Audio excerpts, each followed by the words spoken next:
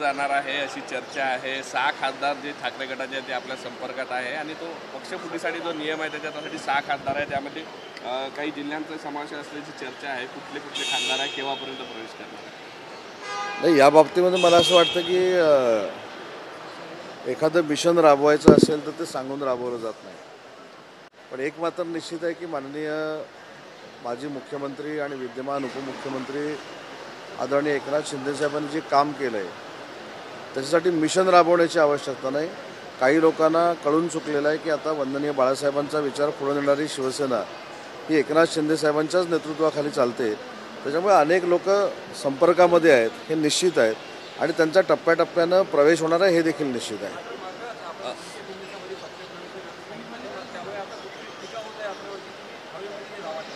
आणि माझ्यावर अजिबात टीका होत नाही।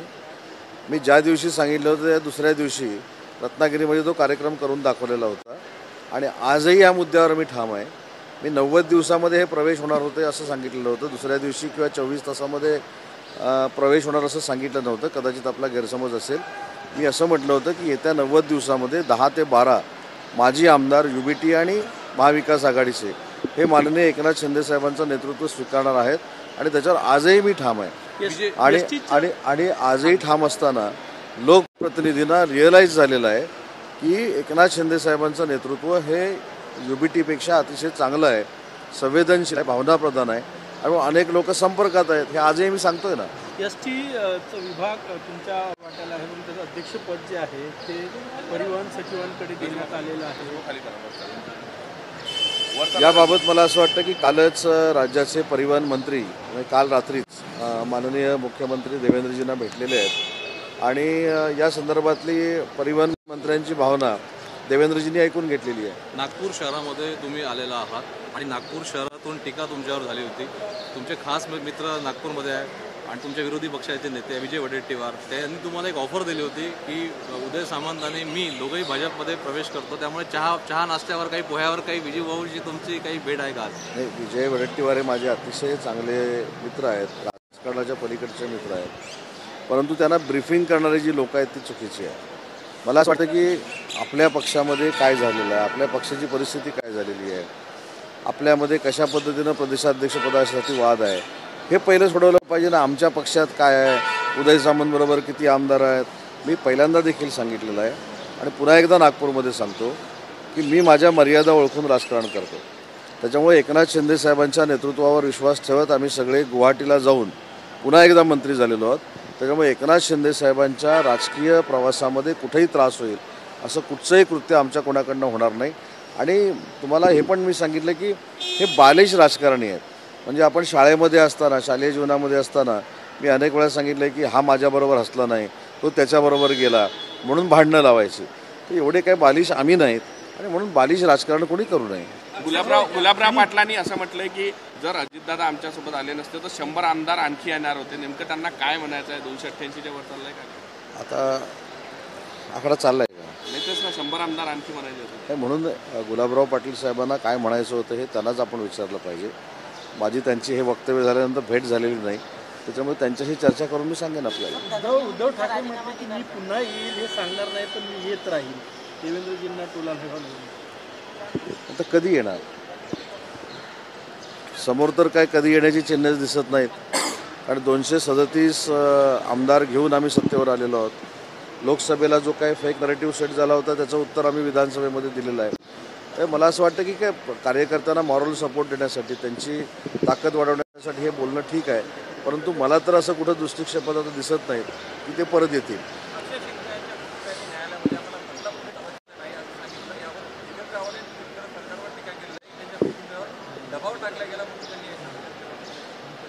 एखादी बाब न्यायालयामध्ये चालू असताना आणि न्यायालयामध्ये त्यांचे वकील काही बाजू मांडत असताना त्याच्यावर बाहेर भाष्य आणि ट्विट करणं योग्य नाही आणि न्यायिक व्यवस्थेवर कायमस्वरूपी आक्षेप घ्यायचा, एकनाथ शिंदे साहेबांच्या नेतृत्वाखाली काम करणाऱ्या शिवसेनेच्या पदाधिकाऱ्यांवर काही आक्षेप घ्यायचा, हे काही लोकांची फॅशन बनलेली आहे। त्याच्यामुळे मला त्याच्यावर जास्त काय बोलायचं। लाडकी बहीण योजनेच्या लाभार्थ्यांमध्ये 1 महिन्यात 5 लाख लाभार्थ्यांची भर झालेली आहे। माझी लाडकी बहीण योजना याच्यामध्ये लाभार्थ्यांमध्ये घट कशामुळे झालेली आहे, थोडीफार जी घट झालेली आहे तर कशामुळे झालेली आहे? की त्याच्यामध्ये नियम आहे की 65 वर्षावरचं व्यक्ती चालणार नाही, 4 व्हीलर असलेली व्यक्ती चालणार नाही. आणि अनावधानाने किंवा नजरचुकीने ह्या जर महिला भगिनी त्याच्यामध्ये आल्या असतील तर त्या कमी झालेल्या आहेत. जाणीवपूर्वक मुख्यमंत्री माझी लाडकी बहीण योजना थांबवण्याचा कुठेही हेतू नाही, ती आहे तशीच चालू राहणार आहे. 65 वर्षावरील 1.5 लाख महिला होत्या त्यामध्ये, पण इतर महिलांची संख्या ही जवळपास 3.5 लाखाच्या. त्याने मी सांगितलं ना, त्याच्यामध्ये 4 व्हीलरचा पण निकष आहे. त्याच्यामध्ये 2.5 लाख इन्कम दाखवून इन्कम टॅक्स रिटर्न जर भरलेली असेल तो देखील नियम आहे. तर या सगळ्या नियमात राहून अशा पद्धतीनं काही फॉर्म कमी झाले असतील, पण सरसकट कुठेही मुख्यमंत्री माझी लाडकी बहीण योजना ही बंद होणार नाही किंवा त्यातले लाभार्थी कमी होणार नाही. ॲडव्हान्टेज विदर्भाच्या कार्यक्रमात तुम्ही आलेला आहात आणि दावोसमध्ये ज्या पद्धतीनं मोठ्या प्रमाणात विदर्भात गडचिरोली, नागपूर, ॲडिशनल बुटीबोरी खूप सारा इन्व्हेस्टमेंट आलेले आहे. काय अपेक्षा आहे तुम्हाला ॲडव्हान्टेज विदर्भापासून? ॲडव्हान्टेज विदर्भामध्ये नक्की 15,70,000 कोटीमधले कुठचे प्रकल्प हे विदर्भामध्ये आलेले आहे. विदर्भामध्ये कशा पद्धतीनं भविष्यामध्ये गुंतवणूक होते आणि ती शाश्वत गुंतवणूक आहे हेच विदर्भाला कळावं, यासाठी कदाचित गडकरी साहेबांच्या नेतृत्वाखाली हा कार्यक्रम असेल आणि त्या कार्यक्रमाला उद्योगमंत्री म्हणून मी उपस्थित राहतो. ऑपरेशन लोटस आप चलाने वाले हैं, उसमें आपने बीच में कहा था कई खासदार आपसे संपर्क में भी है. मैं आज भी कह रहा हूँ कि कई MLAs, कई MPs माननीय एकनाथ शिंदे साहब के संपर्क में हैं. आप नागपुर में रहते हो इसलिए बार बार ऑपरेशन लोटस बोल रहे हो, लेकिन ऑपरेशन टाइगर है. लेकिन कोई ऑपरेशन की ज़रूरत नहीं है. माननीय एकनाथ शिंदे साहब के नेतृत्व में जो काम हुआ है इसके लिए लोग रियलाइज़ हो गए UBT के कि एकनाथ शिंदे साहब का ही नेतृत्व स्वीकार करना चाहिए. और मैंने ये भी बोला था कि अगले 3 महीने में जो एक्स MLA है वो बहुत एक्स MLA UBT का नेतृत्व छोड़ के माननीय एकनाथ शिंदे साहब का नेतृत्व स्वीकार करने वाले हैं. शिवभोजन थाळी बंद होऊ नये अशा पद्धतीची सर शिवभोजन चल रहे हैं, बैठकों में आते नहीं है. कांग्रेस का कहना है कि महायुति में कुछ भी ठीक नहीं है. कांग्रेस वालों ने खुद का देखना चाहिए महायुति में क्या चालू है, एकनाथ शिंदे साहब नाराज है कि नहीं है, उसके ऊपर एनालिसिस करने के बजाय उनके जो कोई नेता लोग थे जो मुख्यमंत्री बनने थे उनका हाल क्या है वो उन्होंने सोचना चाहिए.